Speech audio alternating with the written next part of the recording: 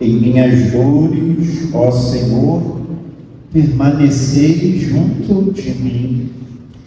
A liturgia deste primeiro domingo da Quaresma coloca em nossos lábios o Salmo 90, ou também o Salmo 91, que marca a nossa caminhada de fé, tanto que muitos de nós já tivemos na nossa família, na nossa casa, aquela experiência de deixar a Sagrada Escritura aberta dentro de casa, exatamente com o Salmo 90, crendo nessa palavra que nós acabamos de escutar. Mas é interessante pensarmos no que nós acabamos de pedir ao Senhor. Em minhas dores, ó Senhor, permanecei junto de mim. Todos nós temos a certeza de que Deus atende o pedido que acabamos de fazer. Só que se nós olharmos bem a nossa vida, nós perceberemos que nem sempre é isso que nós pedimos. Nós pedimos um pouco mais. Nós pedimos que o Senhor tire as nossas dores, acabe com as nossas dores, acabe com os nossos problemas, resolva todos os nossos conflitos. Normalmente é o que nós pedimos na nossa oração.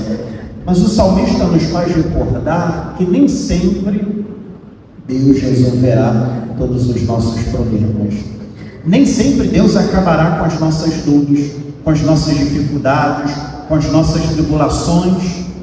Mas o salmista nos dava hoje uma certeza: em todas as nossas dores, Deus estará junto de nós. Em todas as tribulações, dificuldades da nossa vida, nós cremos que o Senhor estará junto de mim.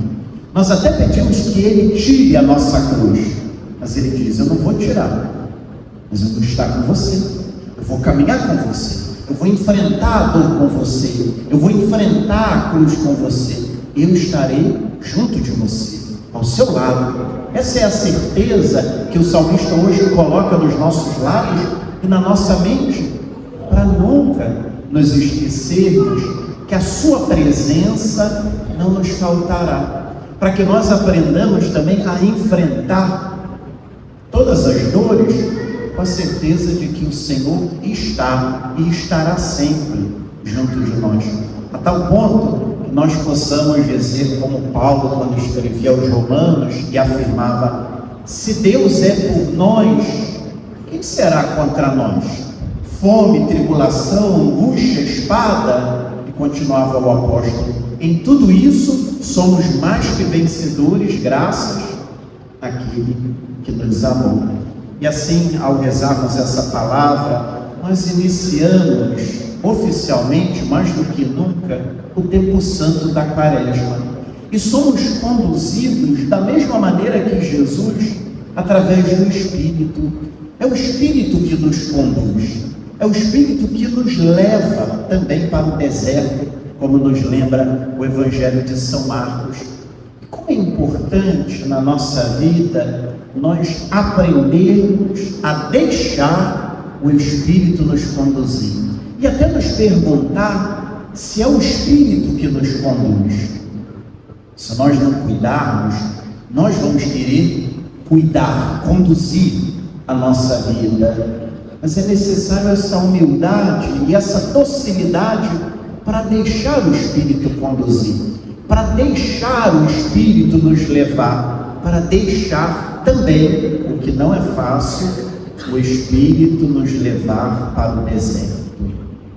Nós gostamos dos verdes prados, nós gostamos do ambiente tranquilo, do mar pacífico, mas o Senhor muitas vezes nos conduzirá para o deserto, da mesma maneira que conduziu Jesus. E para quê?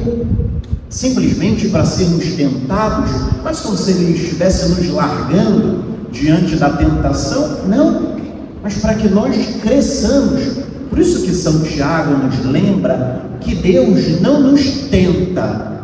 Quem tenta é o diabo. Deus nos prova. E nos prova para quê? Para crescermos. É aquela experiência que nós fazíamos quando éramos pequenos, quando nossos pais nos motivavam a andar de bicicleta, eles estavam nos provando, motivavam para que nós fôssemos. A gente caía, se ralava, e eles falavam o quê? Levanta e tenta de novo. Era uma provação. Tirava uma rodinha, continua. A gente caía, levantava, continua. Tirava outra rodinha, continua. E a gente caía e seguia. O que Deus estava fazendo? O que nossos pais faziam? Nos provando para que nós crescêssemos. E assim deve ser também na nossa vida de fé. Nós precisamos deixar que Deus nos prove para quê? Para que a gente cresça, para que a gente continue na caminhada e amadureça. E nesse processo, nós também podemos experimentar o mesmo que Jesus, como acabamos de escutar no Santo Evangelho, quando nós somos tentados pelo inimigo. E o inimigo, de fato, nos tenta para nos afastar do caminho do Senhor. Mas aqui é preciso um aprendizado muito importante. O inimigo nos tenta, mas não é ele que nos tira do caminho. Às vezes, a gente coloca na conta do diabo para que nós nos justifiquemos. Já perceberam? É quase como se o diabo fosse culpado de tudo. Briguei em casa, briguei com o marido, briguei com os filhos, tive problema no trabalho. Foi o diabo. É fácil culpar o diabo. E aí o que a gente faz? A gente não tem culpa, porque a culpa é dele. Mas o Evangelho deixa claro para nós que o diabo tenta, mas a escolha é nossa. A decisão é nossa. A opção é nossa, porque somos livres. Exatamente por isso o Evangelho de hoje nos leva àquela cena do livro do Gênesis, quando Adão e Eva também são tentados pela serpente. E ao contrário de Jesus, eles cedem. Eles escolhem a tentação, cedem à tentação.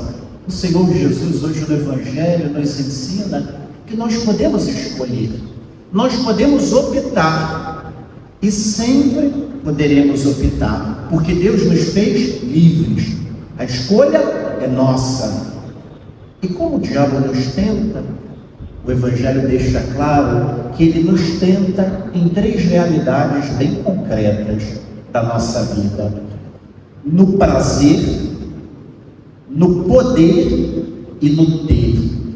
Normalmente, todos nós sofremos, pelo menos, em uma dessas realidades. Às vezes até sofremos nas três. Mas mesmo que nós digamos, eu não tenho problema com o poder, vamos ter no ter, ou vamos ter no prazer.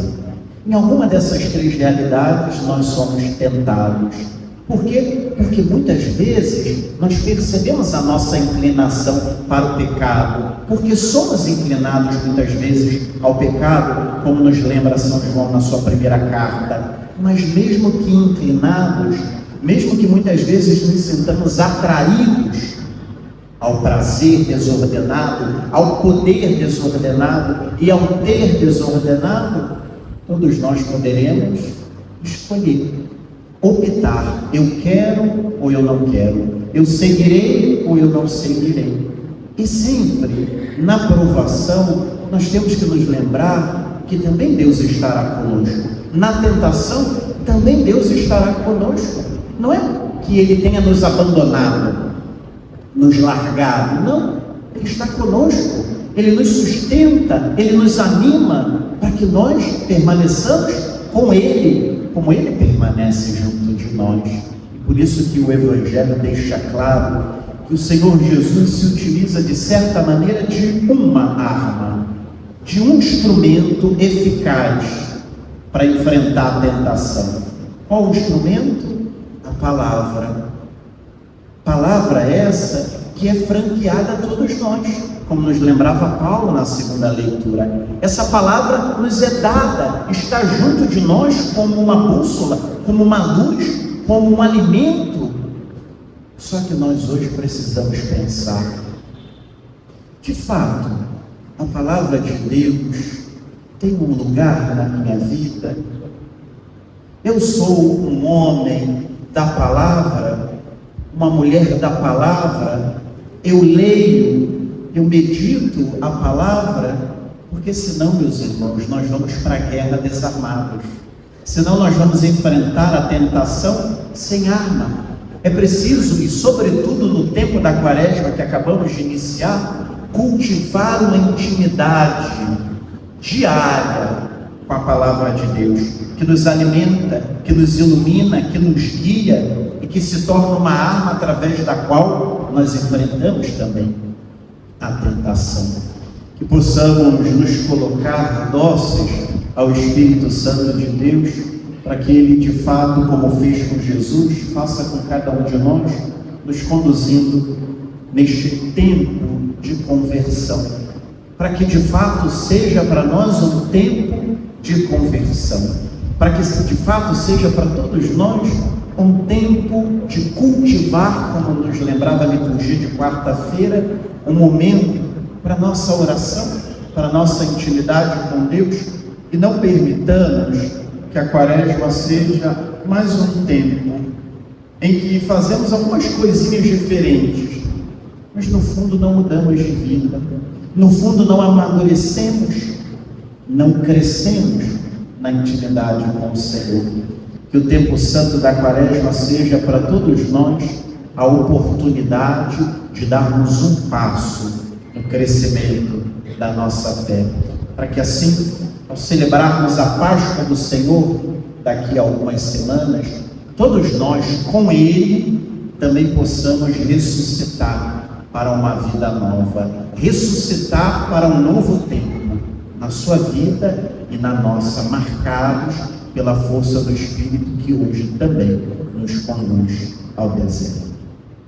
Em minhas dores, ó Senhor, permanecei junto de mim.